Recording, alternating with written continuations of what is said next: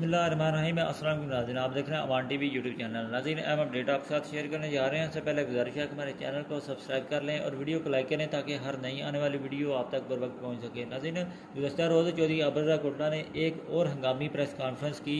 Additional general secretary मुस्लिम league काफ के मौक़िफ़ के हवाले से उनसे सवाल किया गया, तो उनका कहना था कि मैं उनके सवाल का जवाब नहीं दूँगा। उनकी अपनी पार्टी है, हमारी अपनी पार्टी है। रही बात रिएक्शन की, तो उनका रिएक्शन बनता ही नहीं।